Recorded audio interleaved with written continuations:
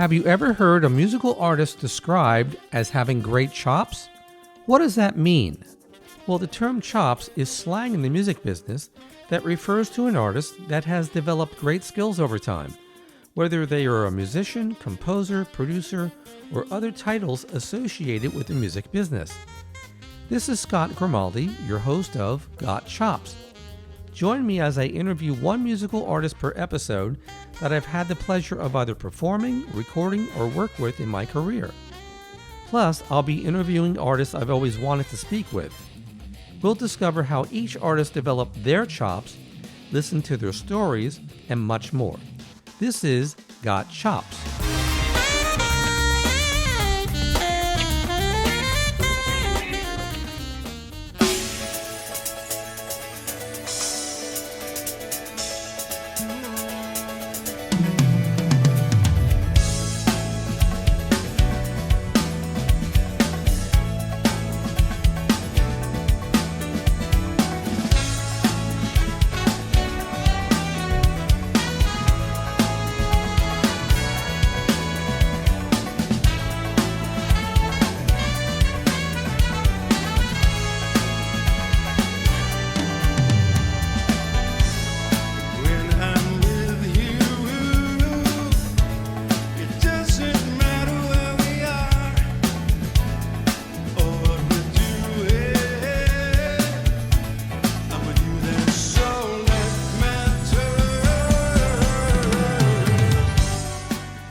My special guest artist for today is a globally sought-after percussionist and drummer who has successfully combined the rich history of Latin, Afro-Cuban, and World Percussion with the drum set and can play in a myriad of musical genres. That's him playing the drum set behind me with the rock band Chicago on their hit song Beginnings. He has performed and or recorded with the who's who of the music industry, including Carlos Santana, Traffic, Steve Winwood, Lindsey Buckingham, and Robbie Robertson, just to name a few. In 2012, my guest was invited to take over the role of percussionist with the iconic rock band Chicago, and then in 2018 was asked by the founding members to take over as drummer. In addition to maintaining a busy touring and recording schedule, my guest finds time to conduct music clinics and teach all levels of students who seek out his help. This percussionist and drummer certainly got chops. Please welcome Walfredo Reyes Jr. Hi, Wally. This is Scott from Got Chops. How are you? Good. Happy to be here. Thanks so much once again for granting me this interview. I'm looking so forward to our conversation. Thank you. So let's begin with some things that I was thinking about. As a Cuban-American musician, what does the music slang "got chops" mean to you? Well, chops to me is having enough vocabulary for every occasion that you're presented. Some music takes more technique than others. So, of course, our goal is not to be limited. But with that, there's a fine line that not to use too much salt on the eggs and ruin them, per se. So just because you own salt and spices and all that stuff, that doesn't mean that with every dish you got to put it all in there. And it's tempting sometimes. Oh, let me put some pepper, let me put some salt, and then you taste the eggs. And the problem is once you ruin them, you cannot eat them. So that happens in music a lot. So a lot of the time, once something's recorded or once you actually, if you overplay with all the display of chops, you get really branded, and producers and musicians go, this guy plays too much. And so I have technique. I've seen drummers that I admire, like Jim Keltner, have like an amazing left hand that he can actually go like with the left hand, but I've never ever heard Jim Keltner record that ever. So you record what the music takes, and sometimes it doesn't take a lot of chops. And then for some like for example, there's instances in the Chicago uh, music repertoire that some songs need more technique than others, and so you just got to have it ready. And so that's what it means to me. Have your technique as best as you can, so when the time comes, you can use it or not. So, when did you first hear of this slang term? I'm assuming maybe from your dad. Yeah, I mean, I really, it's a slang that is actually like a modern thing, with the all the gospel chops and the disc chops and the chops. And basically, when I was growing up, it was not a vocabulary word. So basically, you use basically continue to improve in your technique, um, whether you're playing in a cover band, Air Supply, doing uh, ballads that don't take a lot of chops but take a lot of musicality. And then you get, like, when I was growing up, you get like a top 40 band, and all of a sudden you're going to do Barry White tunes, and you're going to play them a little faster than the record. And if you don't have a right hand technique for Barry White tunes, for example, even if you're playing musically, you got to play that right hand's got to be like, and then when you play live, it's less than 3 minute song. People want to dance for a long time. So that's when you really need the chops. And so even though if it's a steady rhythm, it's not a drum solo, you got to have chops for some beats. And when I was growing up, you use the chops within the song, the music. Like for example, Ohio Player song, Skin Tight, Fire. The drummer, his bass drum foot was ridiculous. So if you're gonna do some of the songs that were humanly played, then you got to have the chops. For example, like right now, um, in some of the songs in modern pop, uh, you got jazzy tunes. You got, if you're going to play jazz, you need certain technique. You play Latin music. One thing is to actually play really fast for like a few seconds, and another thing is to play 10 minutes something that requires a lot of resistance. For example, like a fast 60 note on your right hand for 10 minutes. So some people can do a roll with one hand, but can you do that in tempo with a groove? So that's a different kind of chops. You know what I'm saying? Oh, absolutely. I love everything that you're talking about. And there's another phrase I know you know about this: less is best. Exactly. When I talk to young, fabulous musicians looking to major music, they're not ready to hear that knowledge yet because they just want to play it quarter note equals 300 beats per minute. Yes, and that's a really important thing, because I've seen, at my age and time in my career, there's a lot of youngsters coming in, and there's a lot of frustration. And I think that that's what it is, and it's very related to a lot of other jobs.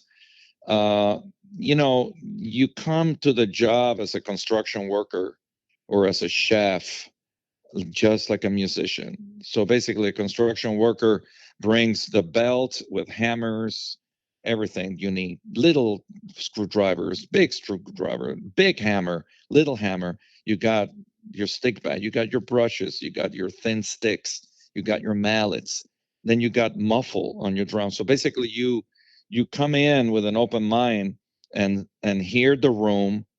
Then you hear the style of music that you're going to be playing. If you construct a house, it's a 1-story house or is a 3-story house with a pool. That's a whole other thing. So the same thing with the chef. We're going to be doing pizzas and hot dogs for the kids. Okay, so I'm going to do that the best I can. But then it's like, okay, we got to do a paella for the Spanish people, and the Italians want meatballs and spaghetti with certain dessert, and then for the kids, so now you got to please the artist, you got to please the audience. So you got to give the best and be versatile, and you need the chops if you need them, and if you don't use them. So like that's a discipline. So with chops comes like kind of like comes to mind gun ownership. You know, they say, yeah, some guy was telling me the other day, man, I learned how to use a gun for protection, so I go and practice it and practice and get to know it as best as possible, this and that. And I pray I never have to use it. Right. Right. And so that phrase at the end is very important. I don't pray that I don't never have to use my chops, but I have them in the back, and sometimes a year goes by, and I have to keep up my chops. But I find that not everything I do needs all the chops I have. That's exactly right. Oh, I love everything you're saying. I've often thought after hearing you on YouTube and speaking and other things you're talking about in music that you would be a great, great professor, for teaching percussion and just teaching the business of music. So I don't know if you're ever thinking of doing that because you're so busy with Chicago and all the other projects, but you would be a natural at doing that. Well, thank you. I love teaching, and I always have since the '80s. I've been doing clinics for my drum companies, and teaching, and at times I've applied, for some music colleges. I have played drum clinics and percussion clinics all over the world, actually. Uh, the thing is, my main bread and butter is touring and recording, and education is not. So like education I do between. So right now I live in the Cincinnati. There's a Cincinnati University, but I've been offered positions like at USC when Undugu Leon Chancellor passed away. And of course I had to say no because I'm on the road with Chicago constantly. So it's not fair. You cannot be a full-time teacher and not be there. Exactly. Yeah, so like the same thing happened with Berkeley School of Music. You won the position. So at that time, I was living in LA, and I said, "Well, there's no way I'm going to move to Boston." And I was on the road with Steve Winwood, I think, or Santana in those days. So maybe one day, and I would love to even at least like part time, like I do that when I'm off. I got students, and sometimes I do online, and sometimes after the pandemic the online thing became popular, Right. and sometimes I got students coming at home, and sometimes it's about like anything actually. Sometimes I have students that are more pros and want to see like, okay, how do you start tunes with the right tempo, so that's my motto has become. When I reflect back on my life, I say, oh my God, like this is my 51st year in the music business. And basically, if I have to like uh, resume the in 3 words, is tempos, grooves that feel good, styles, and everything else comes after. Drum solo, majority of the time, they don't want me to do it, but then with Chicago and with Steve Winwood and Santana, uh, they asked me, "Hey, you want to do a drum solo?" And then I did one, and then it went well, and you keep on doing it on the show. Uh, but that's not. I've never gotten, and I say this with conviction, I have never ever in my life in 51 years gotten a job or a tour or a session because of my drum solos. You were born and raised in Havana, Cuba. Well, not really. I was born in Cuba, and at 5 years old, we left. And I'm assuming that's when your dad moved the family to Las Vegas. No, to Puerto Rico. Okay, I didn't know that. Yeah. So Puerto Rico is a Commonwealth of the United States, and when we left Cuba, we moved to New York for a year, and then Cuba, the situation got to where it closed down. It was 1960, and then we didn't go back. And then when Cuba closed down, Puerto Rico opened up more because now all the tourists that used to come to Cuba to go to the beach, to the shows and hotels and all that, couldn't do it. So now they flock to Puerto Rico. So Puerto Rico Hotel San Juan had a showroom where all the American artists used to go, and international. So my dad became the house band drummer, percussionist. So it was like Bobby Darin, Paul Anka, Bobby Vinton, the Supremes, later Diana Ross. I mean, Tom Jones. I mean, you name it. They used to go over there. So that's my dad worked all the shows, and my grandfather was in the Latin band, and my uncle, they were all in the music business. So I kind of grew up there, and then I started listening to rock and roll. And when I was 12 in Puerto Rico, I asked my dad for lessons, and at that specific time, I was in the 8th grade, and I started practicing and taking lessons from my dad. Bam, my dad got offered a job to go to Vegas in 1969. So basically, he went to Vegas, and then the family followed afterwards. So by 1970, we were in Las Vegas, and I was in the 9th grade. Interesting. And did your dad take you on his gigs to see what he does? Oh yeah, sometimes he took me because he couldn't leave me anywhere. So like, I would just, in those days, the younger I was, I mean, I loved the music, rock and roll, the Beatles, the Rolling Stones, the Grassroots, Shindigs, you name it. But I wanted to be a veterinarian. I saw Dr. Doolittle, and I said, "Oh my God, that's what I want to do. I want to communicate with animals." So, but still, I love music, and I play percussion for fun. And so, it wasn't until I was like 12 that I realized, drums. I'm not. Believe me, like I think my dad has more passion on drums than I do. I I didn't hear the drums and started playing in pots and pans and all that. I actually saw the drums because my dad was a drummer. If he would have been a bass player or guitar player, I probably would have done that. I wanted to play the music that I love. That's it. I wanted to play the music that I love. Sometimes I sang the melodies, sometimes I learned the song, but it could have been guitar, bass, piano, drums. So the drums for me became the vehicle to be in a band to play the music I love.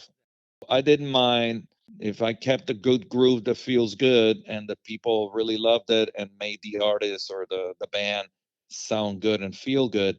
Then I had the best seat in the house, and I was getting paid. And instead of getting paid, paying for a ticket in the front row, I would get paid to hear the songs and keep the beat so the singer can sing and all that. So that was my initial why I wanted to play drums. And so when my dad said, "Oh yeah, yeah, you're not gonna play a beat and then that's it. I mean, you got to study correctly." So he put me with a metronome, a practice pad, and the Kessler book on rudiments and reading music. And I said, "Dad, you sure Charlie Watts and Ringo did this?" And goes, my, No. my dad said, "I don't know if they did, but this is what you have to do." So I started, in a way, I'm so happy that he forced me to do that because it was the metronome. Like I hated that thing, and then it became my best friend because in a room but by yourself, the metronome is your most honest teacher. So basically, you give a lesson, you practice the rudiment, and then you say, "How fast can I do this rudiment?" Well, you put the metronome, say like in 120, and man, you do that comfortably, and then you put it at 130, and you go, "Oh my God, I cannot do that." So then you do the same thing with the lesson. You give your dad a lesson, like I did, and then he'll go, "Very good. Now up at 4 notches." And I went, "Okay, I got to go back and Mm-hmm. I got to practice another week. Oh my God, I'm never going to finish this book." And so that's when I learned that if you want honesty and with that being said, I know musicians, friends of mine that our guitar players and singer, they have the little, like, for example, our guys with Chicago, they they're warming up in the dressing room, like they're going, ah, and then they have the little harmonica with the tunes, with the notes, to see if they're in pitch. That's right. With the right notes. So if you, as a musician, practice relative or trying to get perfect pitch, why drummers don't practice relative tempo, perfect tempo? So if you hear a song, you can go, yeah, that's at 135 around there, or that's that's 120, and that's like walking tempo, running tempo, the heartbeat tempo, Yes, that you know your tempos, because that's part of your job. absolutely. And you're the engine of the band, and everyone's relying on you counting them off. Well, and sometimes and a lot of drummers out there might not, I got a lot of drummers that probably haven't been, this is not a cut down or a judgment, they haven't been in positions of professional big productions and big tours, and they don't know, they think they're just at a bar, you basically start a beat and it might be too fast and too slow and it's just loose. But when an artist tells you, like, this is the song, and like Lindsey Buckingham, and he sets up the delays and all that at certain tempo, and you realize, okay, it feels good, say at 124, and they go, oh my god, I love it. So what do you think I'm going to count at the show? 124. And then you count it every night, and time goes by, and all of a sudden one day, like Lindsey, or even some of these guys, Steve Winwood, hey Wally, what tempo are we doing Higher Love? And go, okay, let me see my list. Okay, the album is at this tempo, and right now we're doing it at this tempo. I go, oh, okay. Can you maybe a notch faster? So if it is, whatever it is, 104, can we do it at 105? He goes, okay, I'll count it out tonight at 105. And if he likes it, I can tell you right now, I worked with Steve Winwood for 10 years. Um, Can't Find My Way Home was like 87 for 10 years. Wow, wow. And like, and some of the songs were the same tempo, and he loved it at that tempo. Why do it faster or slower? Exactly. Exactly. And the people in the audience, they remember, they might not know musical terms of, quarter note equals whatever, but as soon as you have that groove, yep, that brings back memories. Exactly. And if it feels good, they remember what feels good. I, they don't know the technicalities of if it was an A sharp, or what key was it, or if it was like like a little faster than the record. For example, I can tell you right now, like in our show, Beginnings is a little faster. And people don't know that. They loved it. They love it. Is it the exact same as the record? Well, no, we're doing a different arrangement. It's a little faster. And let me put it like this: when I saw Chicago in 1974, they were playing it very different than 1970. So the musicians grow and they change, That's right. and it happened with Santana. It happened with artists. They don't want to do the exact same thing over and over and over. They're artists and songwriters. And sometimes, like we're gonna do, for example, like coming up a show in November 17 and 18 with a lot of different friends and guest artists, playing with Chicago, a TV show we're gonna do. Wow. And Great. and we're gonna do some old songs like Listen and Southern California Purple. Oh, wow. And, Whew. and Robert Lamb told me already. I go, man, I heard Listen. That was one of my favorite songs when I was in the 8th grade, when I bought CTA, and I listened to it. But Robert told me verbatim. He goes, "Oh, great! I'm very excited to see what you're gonna do with it." And meaning, yeah, forget the original version. What are you gonna bring to the table? But so for me, being a fan and at the same time the drummer for hire, is conflicting, right? Yes, yes. because I'm going, wait a minute, like, like the same thing with beginnings. When I was going to play beginnings, I want to play what Danny and Seraphim played. But Mm-hmm. when I came into the band, Tris was there, and he was really like, I mean, grooving the song. Like, he took it to a place where it was not CTA kind of fusion rock. It was like R&B, Chicago dance, and so you felt like dancing. And I always told Tris that. He goes, man, I cannot stand still with you playing. And so he brought this element to it. And Robert, which wrote the song, wanted less drum fills Oh, wow. and more like just play the groove. So of course, even Tris was, like, we talked about it, he was a little conflicted because he was a fan of the original version. Right. But now you're hired by the writer. So the question for me is, who do I have to please here? The Chicago bots that they're all like know everything about Chicago and the music and everything, or these guys, at that time it was Walter Parazita, Robert Lamb, Lee Lockney, and Jimmy Pankow, and the manager. That's who hired me. Right. So what is it that you guys want me to do? And when Robert said, yeah, less drum fills, more groove, okay. So that's when the same thing happened to me with Steve Winwood. The same thing happened to me with Santana. Carlos wanted some specific things that Michael Shreve did, and then he liked what the shuffles that Undugu played, and he loved the way that Graham Lear did certain things, and then it's like, okay, so I have to listen to 30 years of Santana and do this, but don't do that. Play like what he did, but don't play what he did here. And then after a while, you start playing the song and you play something, and he looks back and goes, I love that. So so now you got to leave it. And then what happens is, when people say, you morph it a little bit to your signature, but always be true to the song. I'm not going to overplay or do anything to feature me by using the music of Chicago, which I respect so much. I'm going to do anything to bring the song to the limelight. You know what I'm saying? That's the most important thing.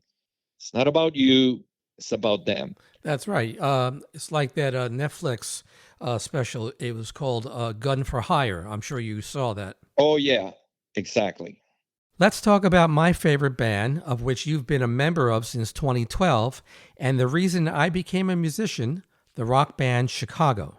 We have a few things in common: a lifelong interest in their music, and dreaming of the day when you would receive that phone call to play with them. And Wally, you're living that dream. I understand that the first album you purchased as a youth with your own money was Chicago Transit Authority. How did you hear about Chicago, and what made you buy this album? Well, it's really crazy because this is something that I have no explanation for. And sometimes I'm kind of paranoid, like, not a religious person, but I'm a spiritual person. And I kind of like question, like, why me, God? Like, what do you want me to do exactly? Because it's really crazy. It didn't really manifest until I was already in Chicago, and then I started to look back and teach, actually, and started to look back instead of just moving present and future. Here I am today. Tomorrow I got to do this. I got to get this down. I got to learn this. I got to get better at this. And then future tomorrow, and then the next day, and then November, then next year. So basically, I was that kind of guy. You know, get better. What am I going to do? Do I have jobs in December? And that kind of thing. And don't look back. But then I started looking back and going, my God, somebody told me, Jesus, you started at 16 professional. So you've been at it for 51 years. And that sounded like, what? I'm old. And so once you start really analyzing your life, you go like, oh my God. And then interviews like the one I'm doing right now, when you actually So yeah, so it was like I love music. I asked my dad for lessons, and I was just a fan of the music that was on the radio. And the music that was on the radio back in the like late 60s, it was a mixture of FM. So basically you had from Stevie Wonder, you had Tom Jones, you had Elvis, you had Led Zeppelin, you had yes, Emerson, Lake and Palmer, Chicago, Blood, Sweat and Tears. Then later on, OCBisa, and bands, and it was like, oh my God, English bands, the Beatles, the Stones, and so you start loving it all, and so but I remember I used to mow lawns for the neighbors and my family in the weekends. Used to make extra bread. Sometimes at Christmas, I used to play percussion on the beach and sidewalks with friends, and then people used to pay us some money. So I started learning like, wow, I can play this instrument and sing some songs that they love, and we can make some money. Not a lot, but enough to buy some candy bars and a Coca-Cola. And so that, wow, that's pretty cool. You make people happy and they pay. So I had that concept already, and then all of a sudden I remember I was uh sitting my brother, my youngest brother, was a baby at that time, and I had to put him to sleep, and I used to turn my parents' radio on the rock station. Now, with that being said, my mom was a salsa, my dad was a jazz guy, so I had a lot of influence also from a lot of the Latin music that I was hearing, and then the jazz big bands and small combos like from Mel Lewis and Thad Jones big band, Louis Bellson, Buddy Rich's band, um, you know, um, Charlie Persip, Miles Davis with Tony Williams. So all that music was really, really intricate, but I didn't really understand it. Well, but I understood my music, and so Jimi Hendrix, Cream. So I started mowing lawns, and I had some money in my pocket, so I put my brother to sleep, and I turned on the radio, and Beginnings came out, and that guitar, acoustic guitar. So at the beginning, the first time I went like, oh my God, it sounds kind of more like Crosby, Stills and Nash. Jingy, jingy, jingy, jingy, jingy, jingy. And I thought that we're going to go into another Sweet Judy's Blue Eyes, kind of thing, and folk, Bob Dylan. And then came this drums and the bass line and the horns. And I went, wow, that's like my dad's music with the horns, with the rock of Jimi Hendrix and acoustic guitar and percussion at the end. Holy cow. And my little brother was getting sleepy, and then he went to sleep, and the song finished. And I got up and I took my bicycle and I went to Jamco and bought, like, I told the person there, goes, there's a song called Beginnings. I have no idea. I have no idea who it is, That's who great. plays it, if it's a girl or a guy. Oh, wow. And then the person goes, yeah, Beginnings. So that's a band called CTA. CTA. Okay, what the hell does that mean? And so, like, then later on, I found out it was Chicago Transit Authority. So I bought that album, and I basically like looked at the album while the whole album was playing. I looked at the guys, each guy, like, okay, this is the keyboard player, this is the drummer, this is the bass player, and well, every song. Okay, the guitar player is taking a solo, so I looked at Terry Kath. So basically, I dissected and devoured and digested that album. And then the second album I bought was Cream, Disraeli Gears, Sunshine of Your Love. And the third album was Abraxas, which was the second album. And then I remember a friend of mine came in, and we were like just talking crazy because I was in Puerto Rico, and my friend came and knocked at night in the window. And I says, hey, man, you think we can actually learn how to do tie-dye t-shirts so we can sell a lot of them? Because there's a festival in New York City. It's going to in Woodstock. And where? but that's not New York City. He goes, yeah, no, it's in the north. And Santana's going to be there, and this band is going to be there. And I go, oh man, I don't think my parents are going to let me go. And then, so at that time, my dad was in Vegas, and I was listening to CTA, and then we're selling everything to actually ready to go to Vegas. And I remember it was the same weekend, something like that, as the lunar landing on the moon. And Yes. I open up the paper, and the center of the paper was Michael Shreve playing the drum solo photo with his Ludwig set with Santana. And I'm going, oh my God, that's the band. You know, like, man, I would love to play with them.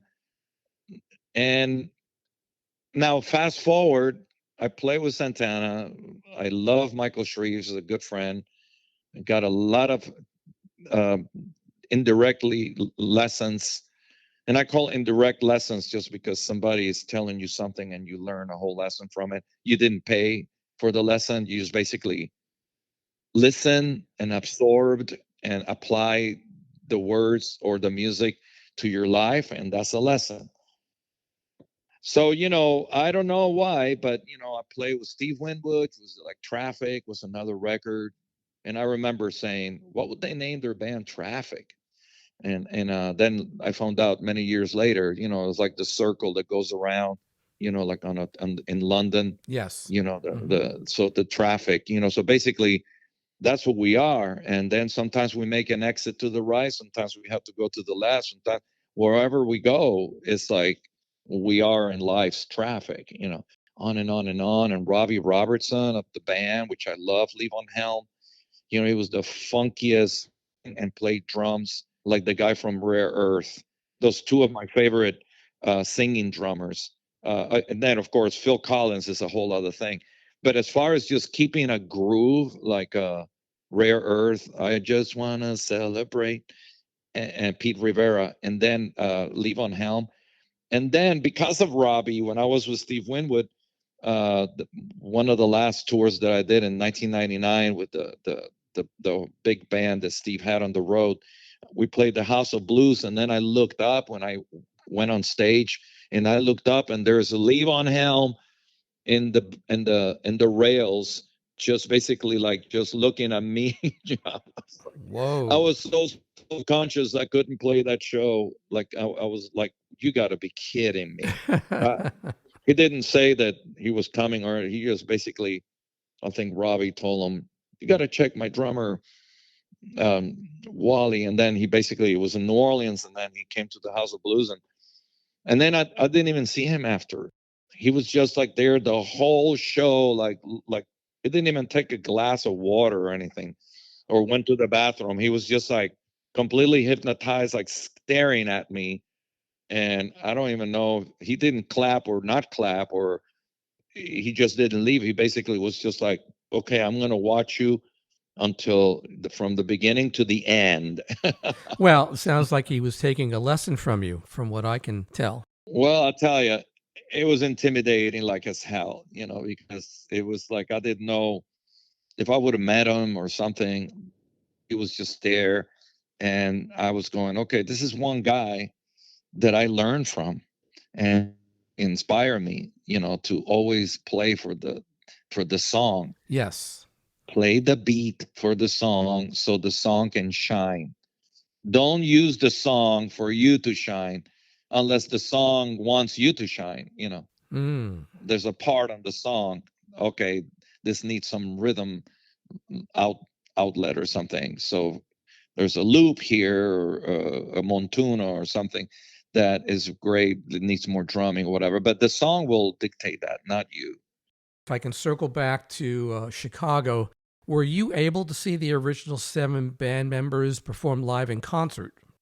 Yeah, actually 8, because Lauju de Oliveira. So when I actually saw Chicago live, I was in Las Vegas. And in those days in Las Vegas, this is like a little quick history that a lot of people don't know. So I started working in Las Vegas very young, but in the 70s until I would say later on, my generation, we were like in the ninth grade, 10th grade. by that time, 1974, I graduated from high school, so I was 17, 18. Chicago played the convention center in Las Vegas because bands, rock bands, didn't play the Strip. So the Strip in downtown Las Vegas was all like Tuxedo, big bands, Checky Green, Dean Martin, Right. Frank Sinatra, Sammy Davis, that kind of thing. And the country was mostly in downtown. So the rock and roll, anything that was bell bottoms, long hair, hippie rock, grand funk, the Guess Who, Chicago, not in the Strip. So they played outside the Strip in the convention center and in another venue called the Ice Palace. They put cardboard on the ice, and I saw Poco, the Eagles. I saw Blues Image. So that was the show. So I went to see Chicago on New Year's Eve, and I remember having a date. And back then, there was no drum risers. Chicago came in, and it was all on the floor. Everybody was on the floor. Yeah, it was a carpet, like Jimi Hendrix, Cream. You seen the photos. Uh, the drums were not on a riser, so I couldn't see very well the drummer. So I told my date, "You mind if I go and check out the drums?" And she was talking to another girl, so I figure they were talking. Okay, be right back. And then I went like to the front. So the bass drum was about, I don't know, 8 feet from my face. Wow. Danny Serafin and then Laudi de Oliveira that I knew from Sergio Mendes before he joined Chicago. So they were jamming, and of course I was like, oh my God. So all of a sudden the concert finished. It was like after 2 hours, and I went, oh crap. So I went back. That was the last date. She looked at me like, what the hell? I'll never go on another date with you. I should have known that was going to be my life, you know, music first, everything else second. So, needless to say, that was the end of that relationship. But, I absorbed Chicago, and I went home, and I told my dad all about it. So, my dad started, Chicago also united my dad's music with mine because my dad never cut down my music, and I try to understand his. So, he turned me on to Art Blakey, Elvin Jones, John Coltrane. But it just went over my head. I just didn't really understand. Like, how do you dance to this? Where's one? So like, I didn't really understand it at that time. But when my dad heard Chicago and Blood, Sweat, and Tears, and then later on Cold Blood, and also he loved Emerson, Lake and Palmer. He told me, that's in 5/8. And then they go to a 7/8. I have no idea what you're talking about. But, so my dad kind of like started listening to my music, and I started listening to his music because he kind of like took some of that stuff and turned me on to jazz greats. And when we were in Las Vegas, I remember that you're listening to that Tarkas by Emerson, Lake and Palmer. He goes, yeah. So those guys are three.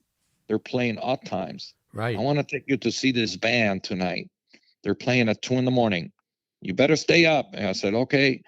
And so he took me to see Don Ellis' band, which was a big band with Ralph Humphreys on drums playing odd times. There was nothing in four.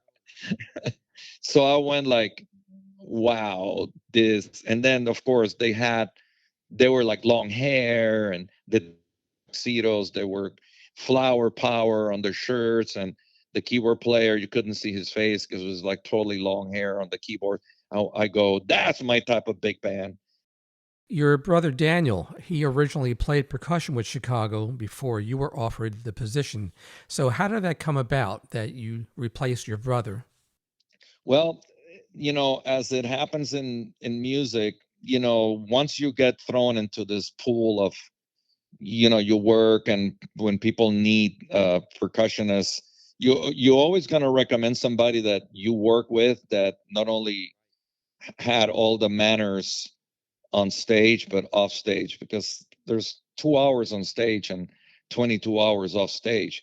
So you cannot recommend somebody that is a great musician but then is a disaster personally with on the tour bus traveling and all that. So at that time, my brother was already working as a percussionist. He worked with a lot of bands, Earth, Wind and Fire, Sheena Easton, you name it. And so he was working a lot with the band that started out, was starting Zach Brown Band. And they were calling him more and more and more to do tours. And then I was with Lindsey Buckingham. So Lindsey Buckingham had a situation where our guitar player had needed a back operation, so we didn't have the guitar player, and he was a very important figure. He was kind of like the musical director. And then Lindsey decided at the last minute to cancel the remaining of the tour. So I was freelancing. So Danny was with Zach Brown Band, but at that time, even though I knew Tris and Bowden and Lou Pardini with Chicago, and I was a big fan of Chicago, always follow them and all that. All of a sudden, Drew Hester, which was playing percussion with Chicago, went on to go to Joe Walsh. So what happened is they called Danny to play percussion for Drew, and then but Zach Brown was working a lot more and more and more, and so at that same time, they say that timing, sometimes nothing happens, and then sometimes a lot happens, and you got to choose, make the right decisions, and then from that outcome happens.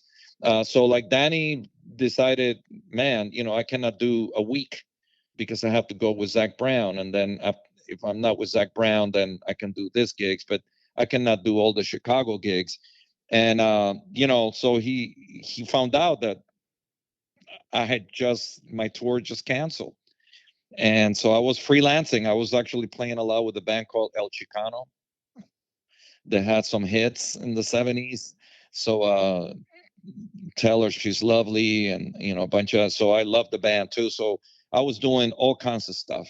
So in my schedule was El Chicano, a wedding, lessons, a recording on Wednesday, do a clinic, another gig with El Chicano, and then I got a week with Chicago. I got to learn the songs and percussion.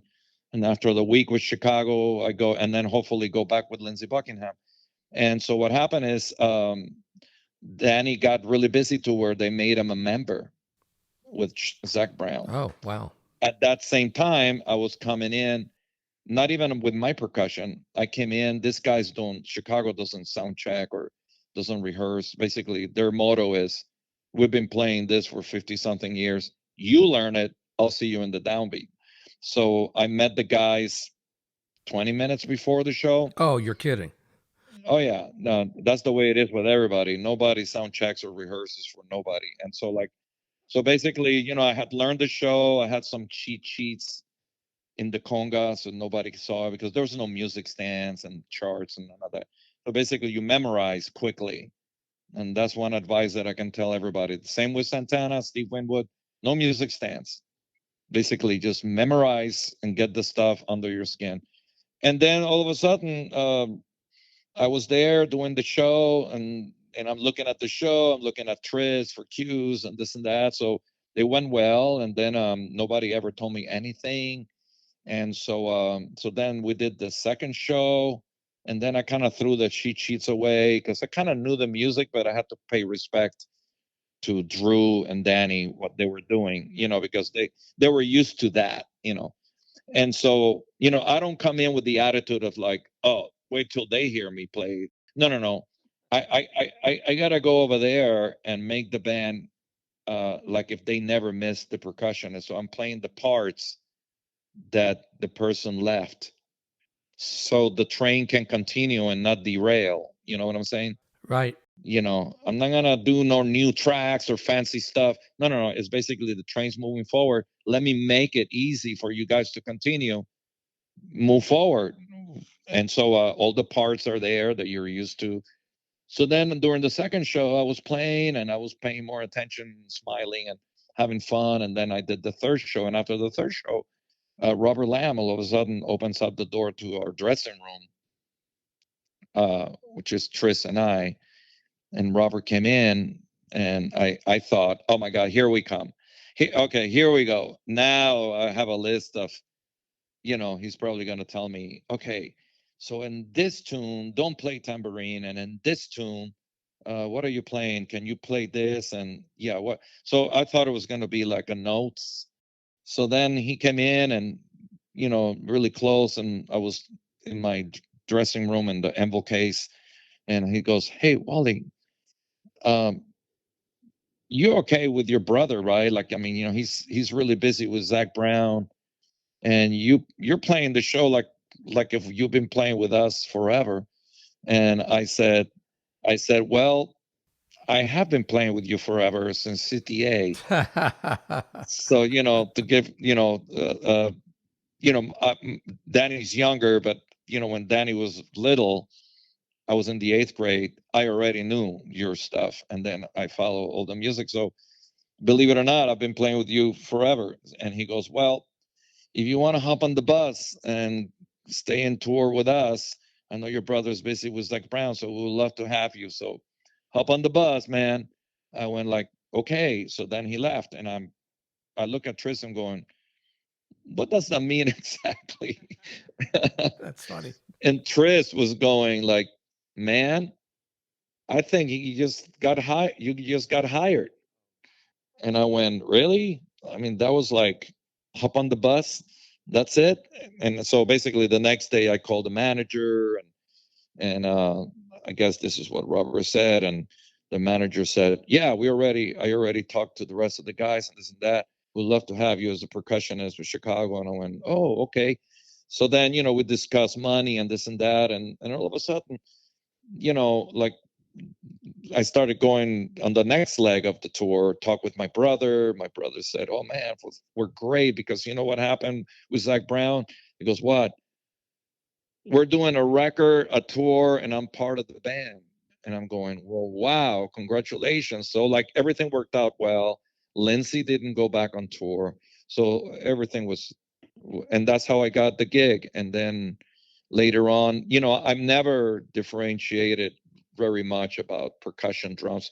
It's basically acoustic guitar, electric guitar, 12-string guitar, or B3 and piano, acoustic piano or electric piano, Fender Rhodes.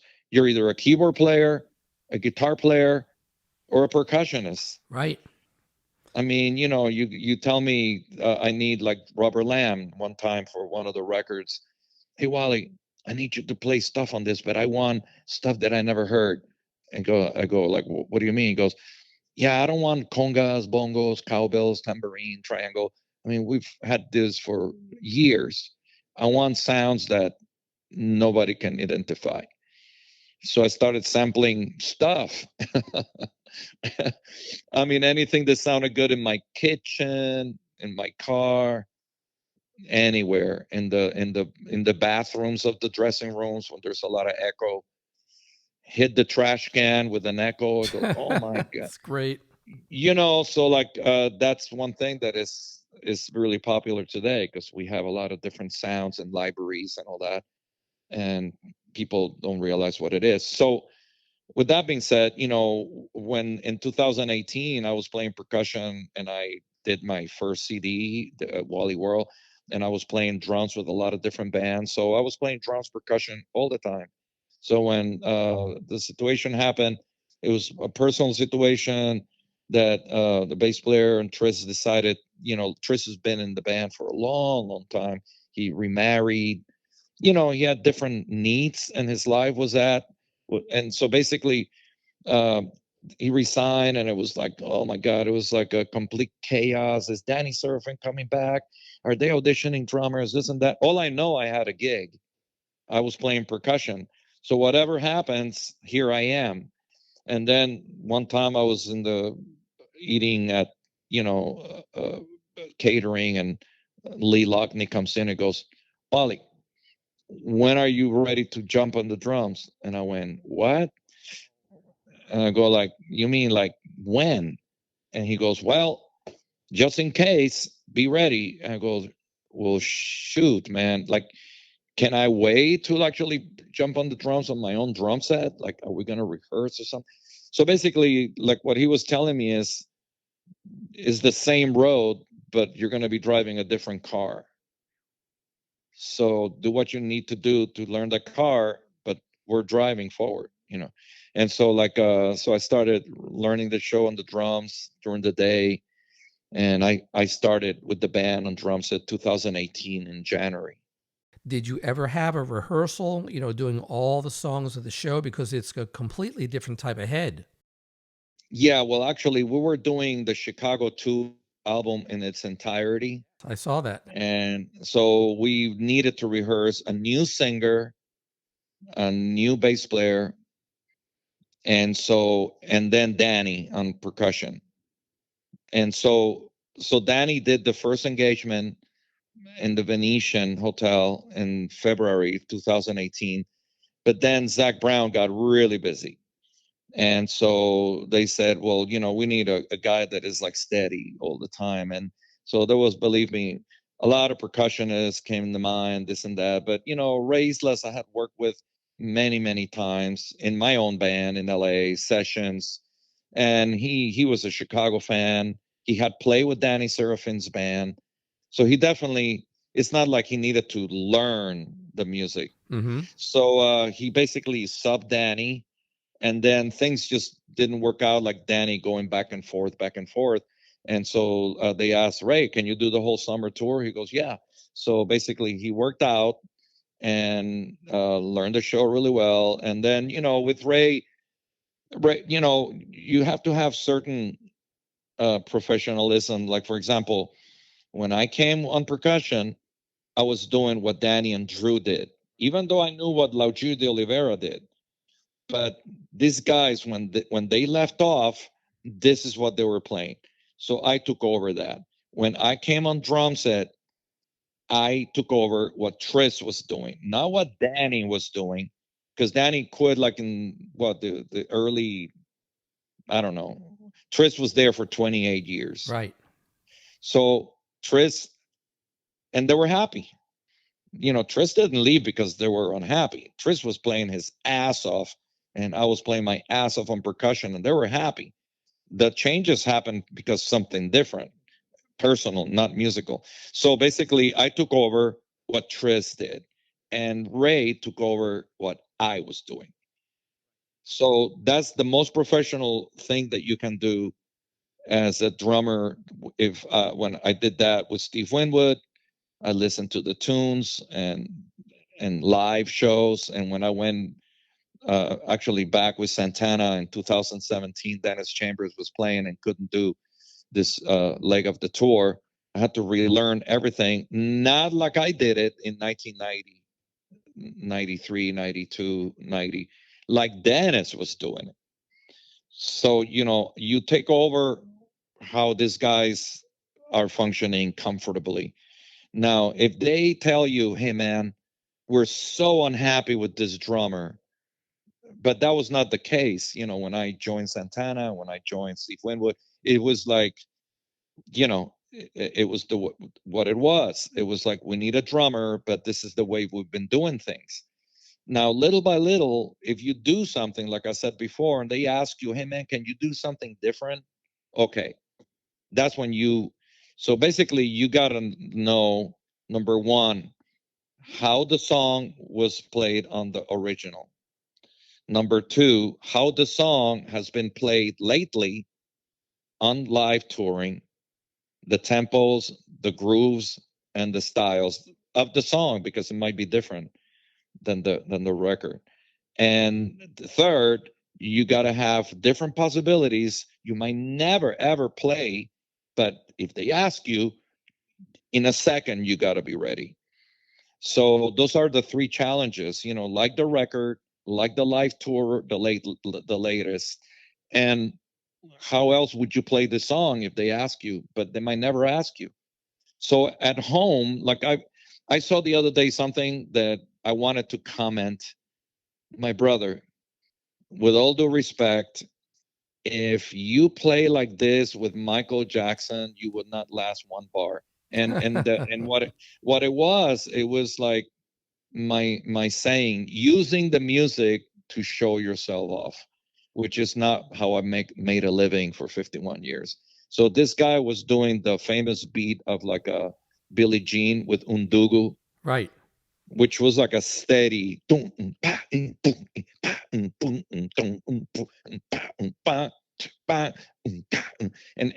millions and millions of people around the world dance to that beat. So this guy was going, okay, well, Undugu already found the groove. He did the work. He found the right tonalities and everything. And I'm going to spray all over it. So what are you telling me? Like, if you would play like that in front of Michael Jackson, he would go, stop, next. Right. Right. So that's when I see, like, people send me stuff of Chicago and they're overplaying. And they ask me, what do you think? You see, I'm ready to play with Chicago. I'm going like, man, you got a lot of technique, beautiful technique. That's the only positive thing I can say. Would you mind talking about how you approach two classic Chicago songs that are demanding? One is the first song of the first album that you have, Chicago Transit Authority. That's Introduction, composed by Terry Kath. I mean, especially the instrumental breakdown after the vocal, you know, the alternating patterns of 3 and 2, and then how did you go about that? Were you given a chart? I mean, you obviously listened to the recording, you've played it your whole life, but now you're stepping into that position. And then if you could talk about I'm a Man, how you and Ray are featured, but it's mostly a drum solo and then you're trading off. So how do you put something like that together? Well, those are great questions because, well, let me start by saying that I've never seen a Chicago chart and I've never seen a Steve Winwood or a Santana chart. So, wow. Yeah, in this business, I think the only Chicago charts I see sometimes is when we're about, like, for example, the Christmas album. There's nothing. There's no precedent. So it's basically like there's air, silence, and then somebody's trying to compose something. So you follow, you follow a guideline, which is the chord chart, the lead sheet. So I can see where am I gonna be playing my rhythm. And so I had it memorized before Chicago. So like I already knew the song. Did I know the time signatures and all that? No.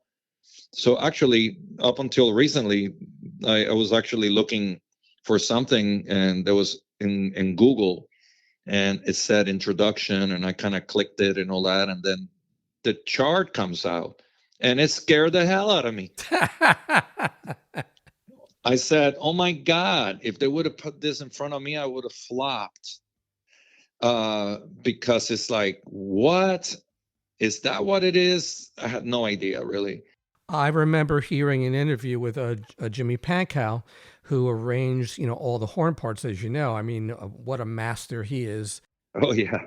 I mean, as a trombonist, a songwriter, even as a singer, but his arrangements are just, you know, to die for. But I remember the one time him talking about how Terry came to him and said, Jimmy, I want you to transcribe, you know, these lines that I have in my head. And as he said, the words were, it was a very daunting task.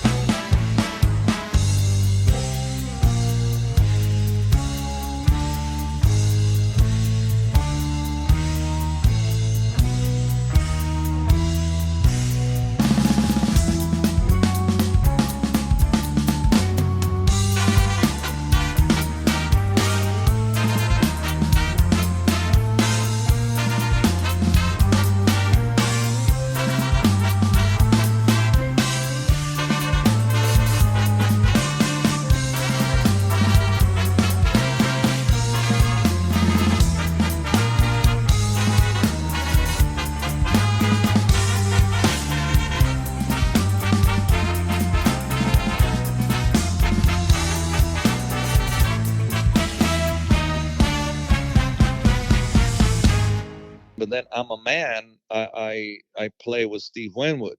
Now Steve Winwood's version is more simple, like it's more just play the groove. And so when I actually, a Chicago version, I heard before I even heard Steve Winwood. So I played all the versions of I'm a Man with Steve Winwood, and then I played now with Chicago. And of course, there's a solo that opens up, and we created our own thing. With Tris and I, we had something else. And we try to do it a little different every night to entertain because it's not a crowd full of drummers. If Ray Islas and I play a drum clinic, maybe we expand a little bit and take it somewhere else.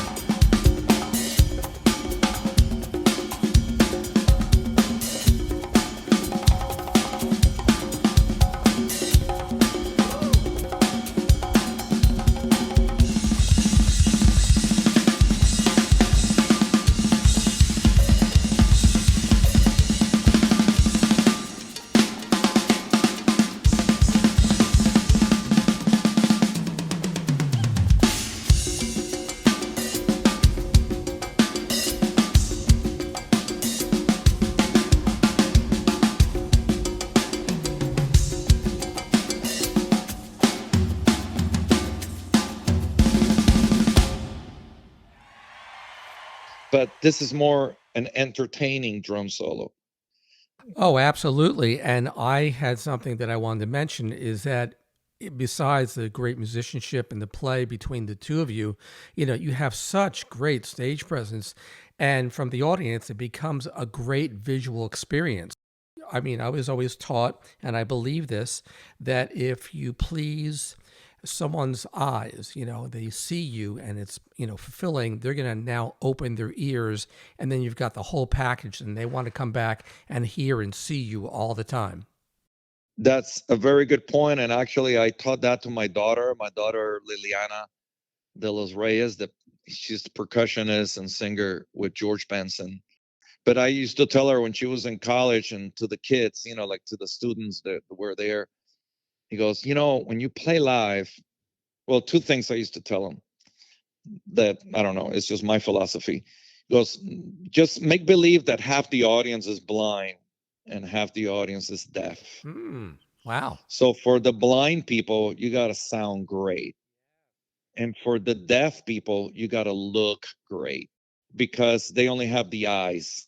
And so, like, basically, now you actually have to create the emotion with visual.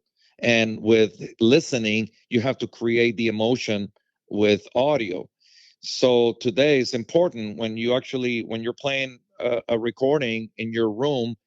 Who gives a damn? You might be nude or with shorts or a pajamas, and you still will sound great, and it goes only audio. But if you have a camera in front of you, that's a whole other thing. So we're living in an era today of visuals and audio. And the other thing I used to tell them is, and this is, I'm thinking of Louis Bellson taught me this. Always play like it's your last day on earth. So basically, if you're playing in a club and there's only 5 people, you're gonna play your best. You're gonna play your ass off with and only 5 people. But you're gonna play your ass off in front of 5 people or 50 or 500 or 5,000 or 500,000. So the size of the audience doesn't mean, oh my God, I got to do a really great job. No, you're going to do a great job in front of 5 people. It doesn't matter. You're going to do a great job even if there's nobody in your studio and you're going to cut tracks for somebody and there's nobody in front of you. So basically, you will always do the best that you can be on stage and off stage, and then you might die.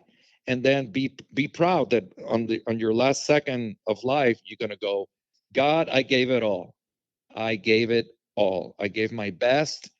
I never, nipped anybody from, I gave it all. And so, and that's it. I'm not in competition with people trying to be Neil Peart or Buddy Rich, or no, because I cannot be Buddy Rich or Neil Peart. But I tell you what, I can be. I can be better than I was yesterday, and that's where I'm going for. Well, you certainly have some great words of wisdom. Bravo.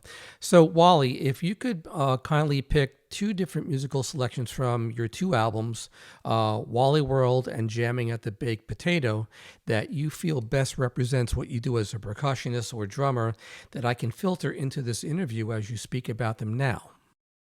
Obviously, like all of them are a representation of me, in different moods and different styles and all that. But for the drummers out there, mostly, I think the Wally World, I get more asked questions. Well, actually, I'm gonna change the tunes. I was gonna say on my CD Wally World, the last one, but I'm gonna actually pick Abacuando, which, by the way, when I gave the album to Robert Lamb, he loved that tune so much that he features it before the Chicago concert. Wow. So that's in the audio playback before we go on stage. And everybody thinks it's in an odd time, and it's not. It's all in four, but it's from a rhythm, Afro-Cuban rhythm called Abacua, and basically it's called Abacuando. So that's the second tune of my Wally World CD.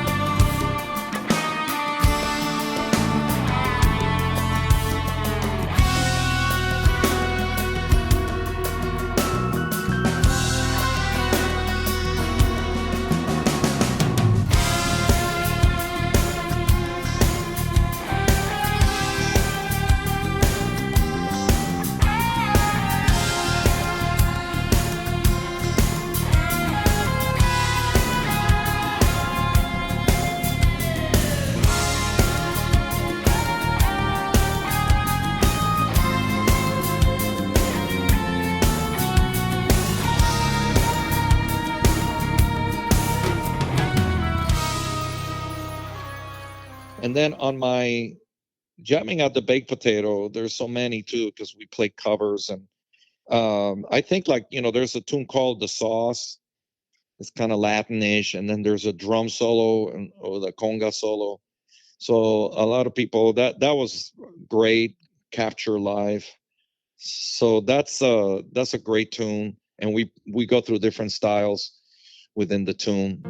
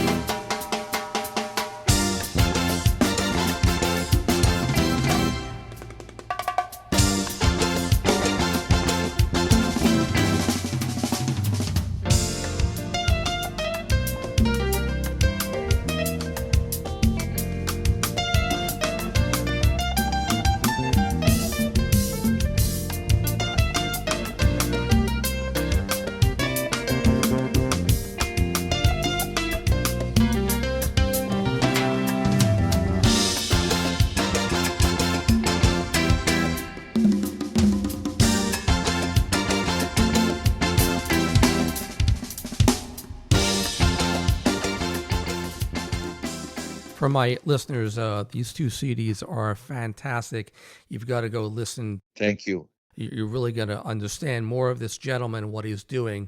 I'm working on another one with a trio in Cincinnati. Oh, good. Yeah, so it's going to be a trio, even though there's more than just three instruments. I'm playing some percussion also, but it's anything, everything you hear on this next CD is going to be the three of us.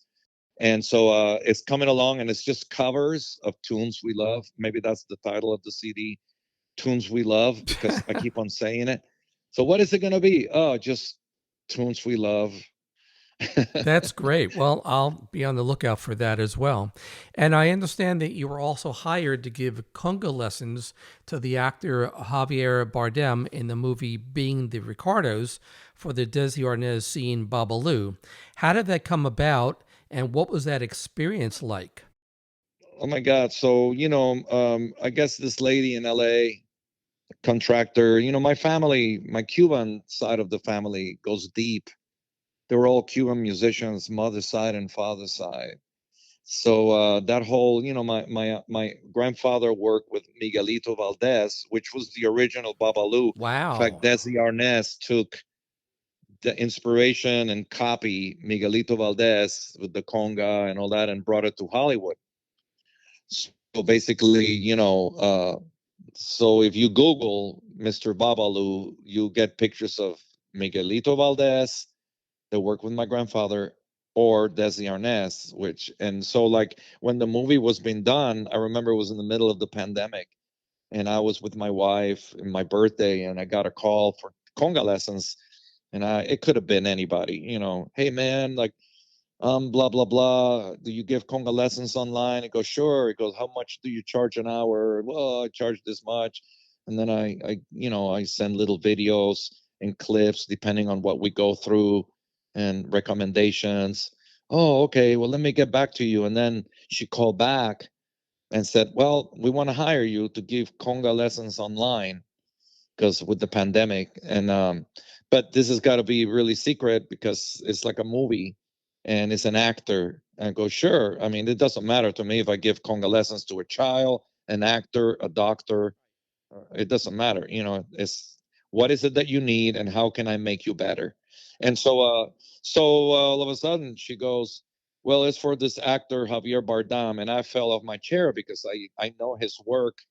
I know his work very well. I mean, I actually uh, he made a movie of being gay in 1960s Cuba that is really deep and true story.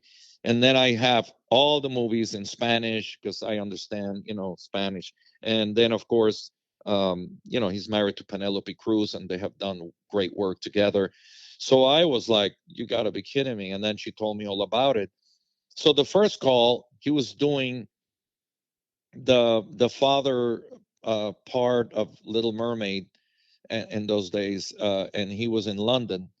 So I was supposed to Zoom, and the producer was supposed to like be on the Zoom, and they didn't know me well, so they didn't want to make sure they wanted to find a great teacher that Javier was comfortable. And so all of a sudden I was waiting and to for the phone call, this and that, and the email comes in, and Javier goes in Spanish. He goes, "Hey man, forget about this Zoom. Can I just FaceTime you? It's easy for me." And I go, "Sure."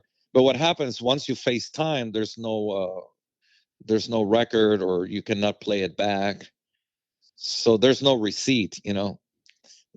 So basically, I said, yeah. And so he FaceTimed me from his hotel room in London. He had a beard because he was filming Little Mermaid. And so so we started talking, and it was like, man, I knew the guy forever. And he just grabbed a chair from the apartment, and we started just talking about conga technique and all that. And he loves to play drums. He's a heavy metal guy. He loves heavy metal, and he took his 10-year-old son, I think, to Metallica in Spain. Wow. So we were just talking drums and all that, and I said, man, when you get to Madrid, so I'm in Kentucky, we're FaceTiming, and I go, when you get to Madrid, you're ready. We got to get you a conga, so so you can start the technique and all that. So then he got a conga, and then we FaceTime lessons, and then I actually put my camera like on my chest as I was looking at the congas. So he had, because it's difficult to teach somebody when they're in front of you. You're looking at the right hand, but you're looking at your right hand, and sometimes it's hard to decipher unless you actually are in the same position side by side. So how can I create an image for him to look at his hands and look at my video? So I put my phone afterwards. I send them videos of the patterns on my chest. Wow.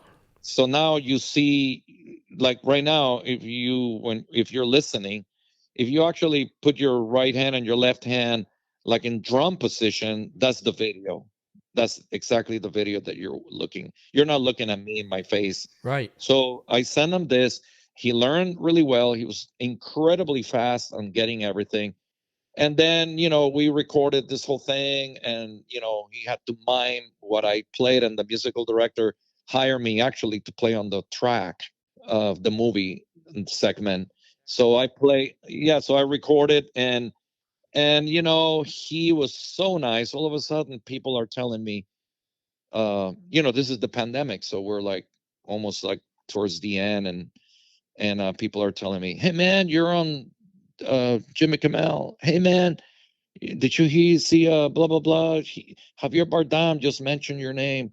I'm going, what? Wow. So he was actually telling the story that I just finished telling you, like every interview on on on the Insider, Jimmy Kimmel, The Tonight Show in Spanish. So it was like, and then I got credit on the movie.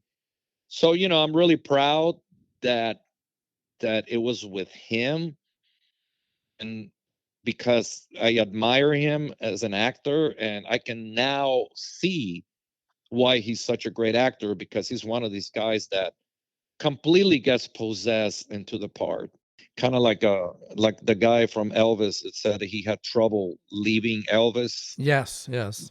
back to normal life. That's something that happens with actors. It happens to us too. It happens to us as drummers. And then I've done tours which is very jazzy, like with Joe Sample, that my arms get out of shape because it's very sensitive trio, brushes, thin sticks, light, soft. And then I go to a rock gig and I'm out of shape. So that's the dilemma with drummers and actors. We gotta like all or nothing, give it all on the part that we're doing, and then you gotta exit and get back to you. Like who are you? What do you play? What do you play about? What who are you for real? And so like that's it. We're like actors. We actually I'm actually doing Chicago right now. The minute I get back home, I got to continue working on my trio that has nothing to do with Chicago. The drum set is different, the cymbals are different, the sticks are different, and the music is different. Well, that's what makes a great artist, and you are a great artist. Where can my listeners find you on social media and can purchase your music and merch online, and also share with my listeners any upcoming live performances with Chicago or other projects you'd like to announce? Plus, I know you're still taking private students online or in person. Yes, so I have, you know, online is a lot of work for me because I don't have a online person, I don't have a media person, a manager. I mean, I'm basically like a self-contained guy. So I have Facebook. Uh, you can find me. Uh, I think it's W Reyes Jr. And I have an Instagram account, a lot of music stuff, and then on the storyline on Instagram is my everyday thing. It kind of goes and disappears, and it's all about everything. Me, like cuisine, travel, opinions, everything. It's more like I don't do music 24 hours a day. I have other things that I do, family, a human being, taste, whatever. But on my Instagram account and my Facebook and my YouTube channel is all about music and videos and maybe feature other people that are my influence. Like today, I just put Stuart Copeland a little post because it was an influence of mine. And so then I also have an instructional DVD that came out in 2004. It's called Global Beats, and that led to my first CD, Wally World. So Global Beats came out first, and basically explain a lot of the drum beats that went into Wally World CD. And then so walfredoreyesjr.com is my website, and my Instagram and my Facebook, I announce a lot of the tours, mostly Chicago, but all my other extracurriculum gigs that I'm doing in clubs and clinics and stuff like that. And Chicago right now, we're actually on until the end of November. We're doing a great show that I'm so excited, and I think the band is too. It's going to be a TV show filmed in Atlantic City, 17 and 18 of November, and we're going to have a lot of the music of CTA is going to be played by guests. So Steve Vai, I think, is going to do Poem 58. Wow. Judith Hill, Robert Randolph, Kingfish, Daughtry, uh, Robin Thicke. So we're going to do Listen, Southern California Purple, the whole song of Feeling Stronger Every Day from the beginning, which we don't do on the show. So that's something that is going to be really great to do it live and then document it on TV. And then there's a lot of stuff that is going to happen for next year, but I cannot say anything yet, but it'll be announced November. And as the year ends, it's going to be a very exciting 2024. The train, Chicago train, just keeps on moving forward. And God bless these guys that their passion and responsibility to keep this music going, because these guys can retire. I said, like, man, I've did 56 years of my life. I'm in the Bahamas, collect the checks. But no, that's when you die. I mean, that's when my dad says musicians never retire. You retire when you die, because music is not like a profession that is like a just like a skill. I mean, music is like your transformation and a language that you are mastering, and it's part of you. So when you say a musician, yeah, I'm going to retire, when are you dying? Right. you know so yeah, you might not do a lot of things, maybe not as much travel, or maybe you're not a band leader, for whatever reason, but you can retire as a musician. No, no. I always tell my students and my kids, there's a beginning in as far as being a musician. Be careful, because there's a beginning, but there's no ending. Oh, I love that. That's great. I mean, really, it never ends and you never arrive. That's why, music makes you humble. Oh, you think you got it, don't you? This has been a big thrill and a big treat for me. I can't thank you enough. And I honestly say that after hearing your stories, I'm sure my listeners will all agree that you certainly got chops. Well, I'm still working at it, believe it or not. And that's the beauty of being an artist and working with artists like the guys with Chicago. Like, I go by Lee's room and he's practicing. Lee Lockney of Chicago. You go by his room and you hear he's practicing his horn. Then Jim is writing charts for this new thing. And then Robert is like, hey man, have you heard this? And he's into the drum and bass stuff and new stuff by obscure artists that you never heard of. And these guys, they haven't arrived, they're still at it. So it's a lesson for me, you know what I'm saying? Wow. Well, that's so reassuring for me to hear, being a big fan. I'm going to try and make that Atlantic City gig. I think that would be spectacular because I love, like yourself, all those deep hits.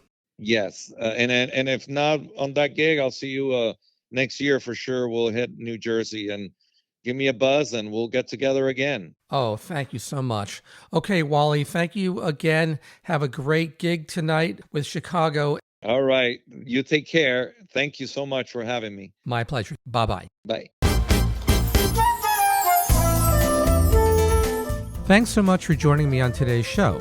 I hope you enjoyed the conversation and could hear why my guest got chops. You can follow my podcast on Spotify, Apple Podcasts, YouTube, or Anchor.fm, and stay connected between episodes on Instagram at Got Chops Podcast. Join me on the next episode when we discover why my next guest got chops.